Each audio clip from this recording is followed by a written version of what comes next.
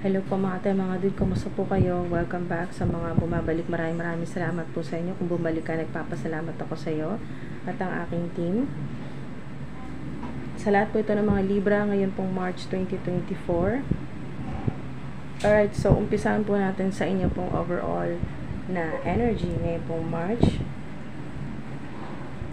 Para po ito sa lahat po ng mga Libra, ano man po yung inyong katayuan sa buhay, trabaho, yung inyo pong edad, ang inyo pong gender, ayan po, general reading po ito, paalala na hindi po ito magre-resonate sa lahat. So, gamitin nyo pa rin po ang inyong intuition, ang inyo pong personal judgment, personal discernment, ang inyo pong gut feeling, mga ate, mga dude, sa lahat po ng mga Libra ngayon pong March 2024. Umpisahan po natin sa inyo pong overall energy o yung inyo pong pangkalahatan po na so umpisa natin mga dude sa inyo pong overall energy, kung ano po ang gustong iparating po sa inyo na mensahe ng Divine Universe, Divine Highest White Light. Alright?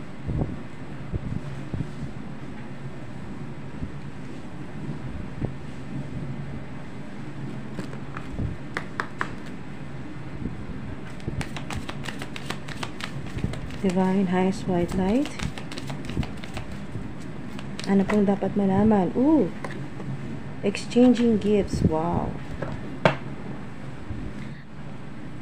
So, napakaganda po nito mga dude, no? Kayo po ay makakatanggap ng napakaganda, napakalaking regalo nito, no? Dito lang sa literal na napakalaki ng box na ito, no? Kasya ang fairy o kasama pa ang pusa. So, ibig sabihin, massive, napakalaki, huge, napakalaki nito na regalo. Yan po, na reward, compensation po sa inyo na Divine Universe. So, napakaganda yan. Giving and receiving, makakatanggap ka at makakapagbigay ka rin. Maaaring nga, pangarap mo ito na mag-share o magbigay, magpahagi rin ng iyong abundance, ng iyong kung ano man yung success na meron ka sa kasalukuyan or magkakaroon pa, ay talagang gusto mo rin iparanas ito, yung magandang buhay, masaganang buhay sa iyong family members, sa mga kaibigan mo, sa mga kapitbahay, sa mga taong mabubuti sa iyo. Okay, so tuloy natin mga dude. Alright, so Libra, ito po, no? Organize for success. Napakaganda pong mensahe sa inyo. Organize for success. So, wow, napakaganda ng mensahe po sa inyo, no? Organize for success. At kasama na rin po dito ang pag-organize din po, no, ng inyo pong isipan, thoughts, bukod pa sa iyong trabaho, reports, o kung ano man po yung ginagawa po ninyo. Organize din po ninyo yung inyong workspace o kung saan po kayo gumagalaw, nagtatrabaho, yung table po ninyo, ganyan po, yung cubicle po ninyo, or kung ano po yung ginagawa ninyo. Yung literal na pinagkakaabalahan po ninyo ay mas maganda na maging organisado, maayos, maaliwalas. And your finances will help you know and plan your next action steps. So talagang maganda, mas magiging maayos yung inyo pong pamamalakad sa inyo pong kung ano man po itong organisasyon, grupo, team, o kumpanya, kung meron po kayong sariling kumpanya o may negosyo po kayo na may mga workers po kayo, may mga staff po kayo. So, maayos.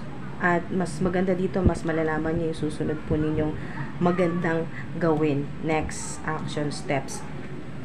So, maaring advice na rin po yan sa inyo ngayon pong March na mas maging organisado sa inyong mga ginagawa. Sa lugar din po, no? Sa inyong pong workspace. Sa mga reports po ninyo o kung ano man po yung or presentation sa ilan or sa mga social media influencer, yung inyo pong content, kung paano po kayo mag-edit, yung mga equipments na gagamitin po ninyo, etc. etc. So, napakarami po niya na pwede po ninyong ayusin o i-organize na mas makakatulong po sa inyo, na mas makakatulong po sa success ng inyo pong ginagawa o sa inyo pong online platform, negosyo, creative projects, o yung inyo pong propesyon. Mas talagang lahat organisado mula sa inyo pong susuotin, sa inyo pong mga gagamitin, ganyan po. So, at unang-una na rin dito, organizing your thoughts. So, mas positibo, mas maliwanag ang inyo pong isipan kung ano yung mga dapat po ninyong i-prioritize, ganyan po. So, para mas maging successful. So, maaliwalas mula po sa loob, no, internal, sa isip, sa mental, spiritual, sa physical, pati sa kapaligiran po ninyo, no, energy field o yung workspace. So, lahat organisado. Napakaganda po. Ngayon po, March 2024. So, Libra, ito yung iyong money, ito yung overall, ito yung sa pera, trabaho. So, usod naman tayo sa inyo pong kalusugan. Lahat-lahat na po yan. No? Inner, outer, spiritual na katawan po ninyo, yung physical na katawan po ninyo, yung inyo pong isipan, mental health, yan po, wellness. So, Libra, connect with crystals. So, napakaganda, no? Yung healing, yung mas ma-unlock po yung inyo pong spiritual gifts, mas maging balance po yung inyo pong mga chakras, yung inyo pong energy, yung energy body, spiritual body, yung physical ninyong katawan, mas maging maayos ang paghinga, yung mental health din po. Lahat yan ay talagang mas magiging maayos talaga, no? Pareho din dito sa organized, no? Sa money, ayos din po, no? Talagang maganda yung alignment kasi 11 pa ito, no? 1111, 111, master number, code o number po ng Divine Universe. So, abundance portal po yan. Once na nag-meditate po kayo, or nagdarasal po kayo sa ilan, yung iba po gumagamit ng crystals, yan po, connect with crystals, mas makakatulong po yan sa inyo sa kalusugan, lalo na kung kayo po ay low ang energy po ninyo, nanghihina yung katawan, nanlalabo ang mata, na numinipis po yung inyo pong buhok, o nalalagas, o laging masakit ang ulo, masakit ang balikat, o yung buong katawan po ninyo, nakakaramdam po kayo ng extreme po ang pain, yung sobrang sakit or makirot. So, kasama na rin po dito yung energy healing na ginagamitan din po ng crystals sa ilan. So, mas makakatulong ang crystals o yung pagsusuot, ayan po, sa ilan. Para lang po ito sa mga ma-interest po, no, sa may gusto talagang gumamit ng crystals. So, connect with crystals, yan po, maganda pong kumbaga, maraming benepisyo yan sa inyo, mind, body, and spirit po yan para sa ilan. Ito mga dude sa love life naman, pag-ibig. Tingnan natin, March 2024, pag-ibig naman po. Okay, so kiss on a ring. Kiss on a ring. So, wow. Yan po yung inyong love or love reading. Ito ay tungkol sa inyo pong pag-ibig. Okay, mga dude. So, kiss on a ring, maaari pong sa ilan ay may proposal, no? Engagement, ayan po. May sing-sing. So, maaari naman sa ilan na may one night stand kasi dito na energy. So, one night stand. So, maaring sa kasalukuyan ay nasa dating po, no? Dating yung energy. Kayo po ay kumbaga, bukas po kayo sa mga ganyan po na dating, yung makikipagkilala, yung po, pero hindi po sa ilan, wala pa po kayong plano na magpakasal o talagang yung pong mas malalim na commitment, no? Higher level of commitment, wala pa po kayong plano sa ganyan. Pero sa ilan, maaring ito po ay sign sa ilan na nagsimula po, ang iba po sa inyo nagsimula sa one night stand, wala kayong plano na magseryoso, pero mauuwi sa engagement, ganyan po, no? May ring o mas malalim na commitment. Sa ilan naman po ay talagang ngayon pong March ay okay lang sa inyo yung hindi muna seryoso. Yung enjoy nyo lang po na makilala, or makipag-date, ganyan po, or mag-dinner, ganyan, kain sa labas, or kung ano man po yung ginagawa ng mga nasa dating stage pa lang, no, yung hindi pa masyadong talagang magkakilala. So, yan po. Or pwede kung ang ilan sa inyo lalabas po with friends, ganyan sa ilan. So, mga dude, ito yung side na kung meron man po sa inyo na nakikipag-date at hindi naman po seryoso sa ngayon, ay maaring mauwi ito sa kiss on a ring. So, maaring mauwi sa totohanan na talaga. Ayan po. Na maaring, ang narinig ko dito ay November, September, October, November. Yan po. Sa pagitan yan, or alin dyan sa buwan, mga buwan na yan, September, magsisimula, or mas magiging seryoso, pero sa ngayong March ay wala pa talaga, dating lang, kita-kita lang, or video call, ganun po, or LDR sa ilan, pero wala pa talagang seryosohan yan. Maaring sa ilan ay yung may nangyari, pero wala talaga sa, kumbaga, wala kayong plano na ipagpatuloy yung ganun pong one night stand.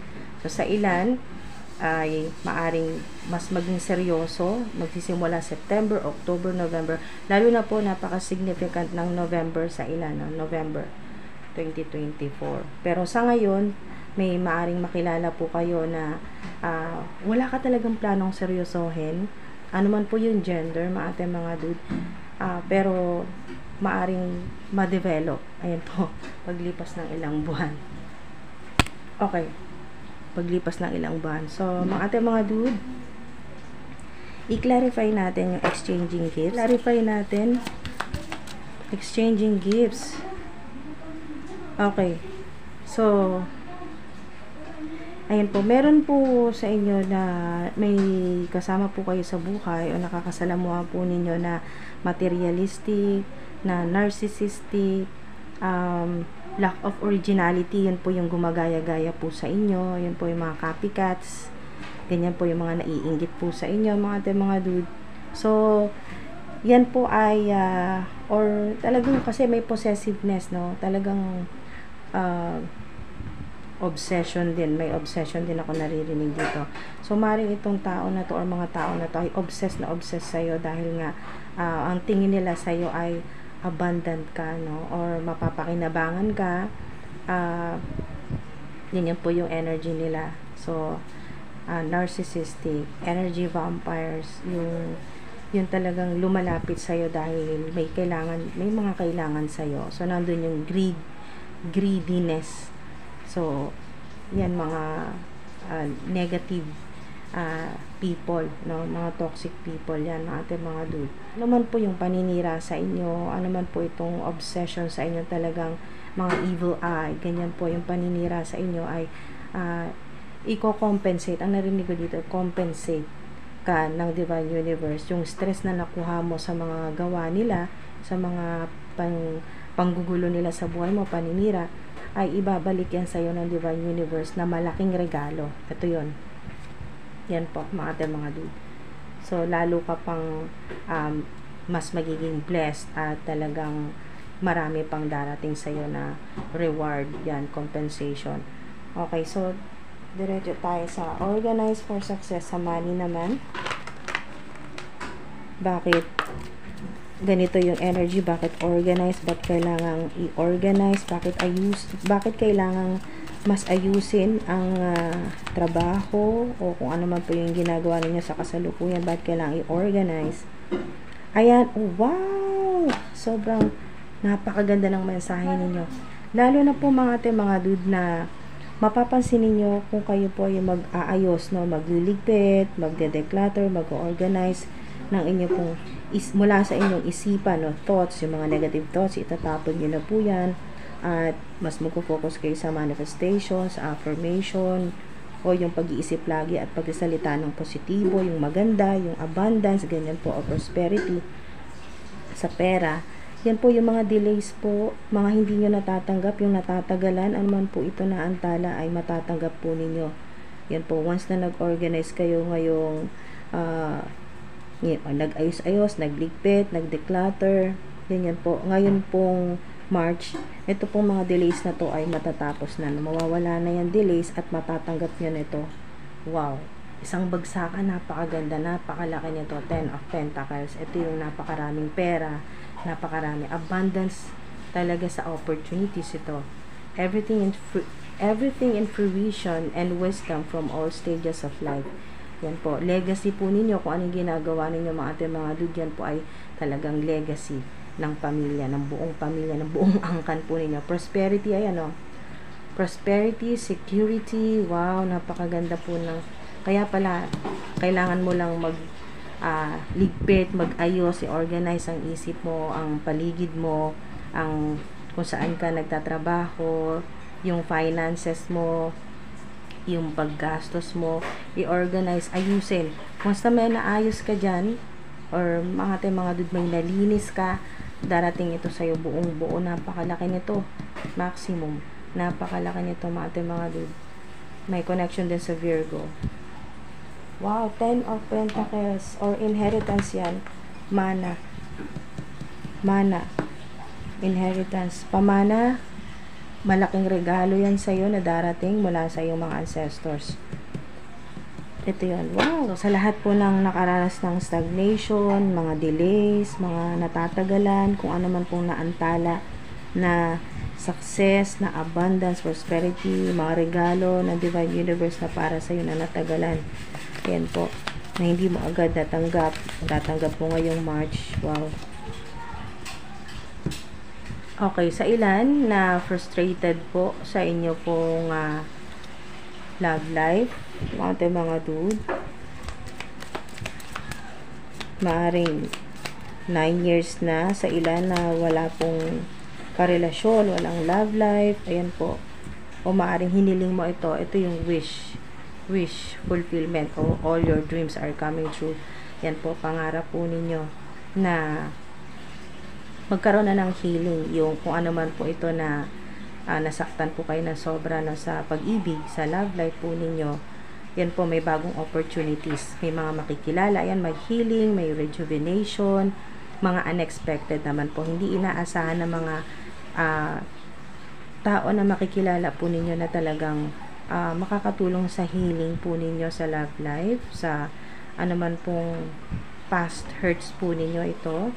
Ayan po. So, makakatulong din na mas makalimutan mo na yung ex mo, ex-partner, ex-husband, ex-wife.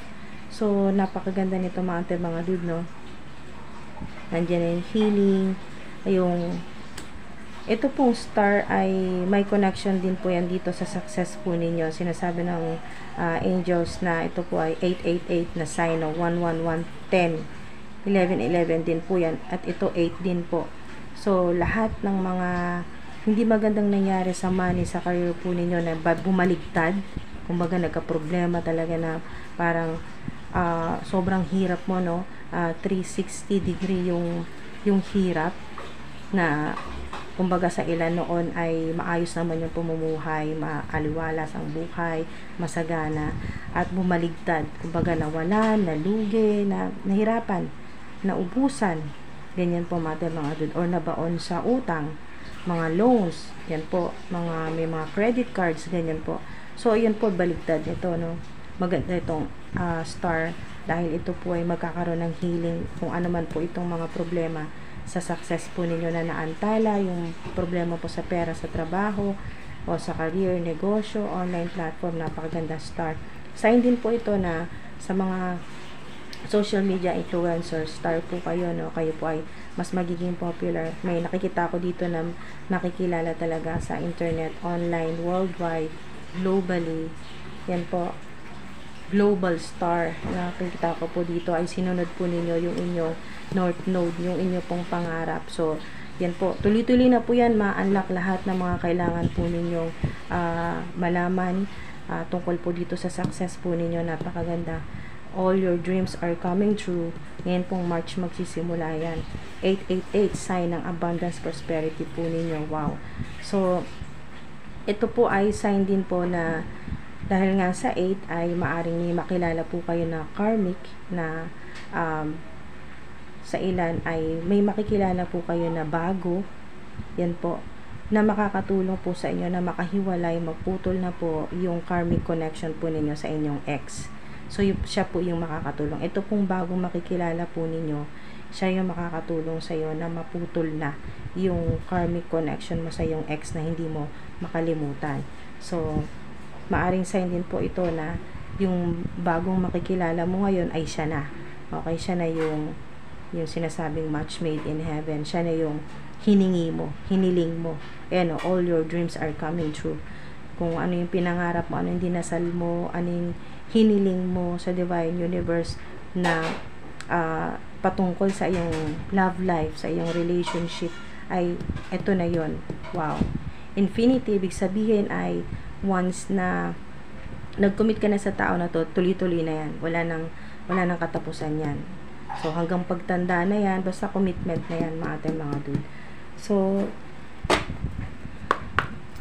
infinity, significant ng infinity or infinity symbol, infinite or unconditional love ito na makakasama mo na talaga yan habang buhay yan. At pareho kayong may physical attraction dyan. Physical attraction.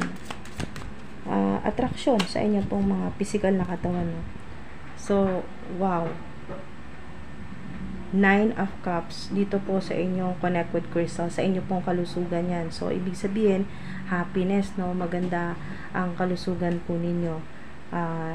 Talagang may mga karamdaman dahil nga may star dito. May connection sa healing. Yan po, ito po yon sa may mga karamdaman or may malapit po sa inyo na may sakit. Ayan po, healing. Yan po, confirmation yan. At ito yung happiness, no? Napakaganda na energy po ninyo, no? Happy. Yung energy dyan ay masaya talaga, magaan ang pakiramdam. Maganda ang flow ng energy, balance, yin-yang, at yung optimism talaga ninyo. Optimism ay gagana talaga, mas ma-activate, lalo na sa inyo pong kalusugan na mas kokonekta po kayo sa mga crystals, ganyan po, or prayers, mas magre-reconnect po sa inyo pong higher self, sa divine universe, sa mga angels, sa mga ancestors po ninyo, magre-reconnect po kayo at kokonekta pa rin po kayo sa inyong inner self, sa higher self, at kay Mother Gaia, Mother Earth po, mga dude. May lotus din dito, maring may connection sa lotus sa ilan, or lotus tattoo. Everything has turned out well. Enjoy your success. Diba? Ito yon. So, kasama na rin, ito pong happiness, kasama to, ito po yung clarification ng inyo pong kalusugan. Ibig sabihin, mas magiging masaya ka. Positive yung energy talaga. Optimistic. Magiging masaya ka. Maganda yung kalusugan dahil nga may healing. So, matutuwa ka talaga kasi makakapagtrabaho ka na maayos. Magagawa mo na yung mga gusto mo dahil nga maganda na yung pakiramdam mo. Alright, so maganda itong 9 of Cups kasi water din yan eh. So, yan po ay healing din. So, at abundance po, prosperity din ang 9 of Cups. So, ibig sabihin, marami po kayo mga spiritual downloads sa matatanggap, mga mensahe po mula po sa mga angels, sa mga spirit guides po ninyo, sa mga ancestors, cleansing, purifying, napakaganda po ng energy. So, isa pa rin ang inyong spiritual, no? Yung spiritual body, yung psychic abilities po ninyo, mas lalo pong madedevelop po, mas lalong mag-heighten, no? Tataas, mas magiging malakas po yung inyo pong psychic abilities dito sa 9 of Cups. So, maganda po yan. Mga dude, napakaganda. Kung tutuusin, nagsimula dito sa mga regalo na matatanggap po ninyo, reward, compensation mula sa divine universe. Wow, sunod-sunod na. Meron kayong star, may 9 of Cups kayo, may 10 of Pentacles kayo. So, abundance talaga mga dude. May healing. Hindi man ganun ka-perfect sa love life, pero may darating talaga. So, may clue dito na 8. So, maaring sa ilan ay significant ang number 8. Date ito, 8. Kung anong month nyo makilala. Sa ilan naman, March 8. Ang iba po ay August. Mayroon ditong August. Kanina, may September, October, November. Basta sa mga ganyang buwan po mga dude, mas magiging maayos ang inyong relationship, yung love life po ninyo. Maliban na lang sa mas pinili po ninyo talaga maging single, ay nandito naman yung healing, makaka-move on na po kayo sa inyo pong ex, mas magiging masaya ka. Nandyan yung mag-isa ka pero masaya ka talaga, kontento ka sa buhay mo, abundant ka, at mas nurture mo yung sarili mo, maaalagaan mo yung sarili mo dito. So, wow, napakaganda na energy po ninyo ngayong March. Maraming salamat po mga dude sa mga nag-like, nag-subscribe, at magla-like at magsa-subscribe pa lang. Thank you po. Ingat po kayo palagi. Libra, napakarami mong rason para maging masaya ngayong March. Napakarami mong matatanggap. Dahil ikaw ay bigay ng bigay. Mga dude, maaring ito ay regalo sa'yo dahil sa napakarami mong natulungan noon. Yan po. At never kang humingi ng kapalit. Okay, so wow. Kasi yung energy po ninyo, kayo po ay nagbibigay ng pag-asa sa mga tao, ng liwanag. Yan po yung liwanag po niya, mga stars. Maring sa ilan, mahilig po kayo mag-stargazing, mahilig kang tumulala sa mga bituin, kinakausap mo mga bituin na parang mga angels, mga guardian spirits, o yung mga loved ones po ninyo na nasa other side na po, nasa heavenly places na po. Mga dude, abundant yung energy po ninyo, tong 10 of Pentacles at 9 of Cups. Abundant po yan. Kung may mga delays, mga dude, ay yan po yung magbabago. Ngayon pong March, mas magiging mabilis na po na maging maayos ang sitwasyon, magkaroon ng solusyon, dumating yung mga tao na dapat makausap po ninyo para maayos na po yung mga pinoproblema po ninyo. Wow, napakaganda. At yes din po ang star card. So kung ano man may mga dude, kung may katanungan po kayo ngayon sa isip po ninyo, yes ang sagot sa iyo ng star card. Ayan. Yes yan. Yes card yan. Wow, maraming salamat po mga dude. Ingat po kayo palagi. Thank you po.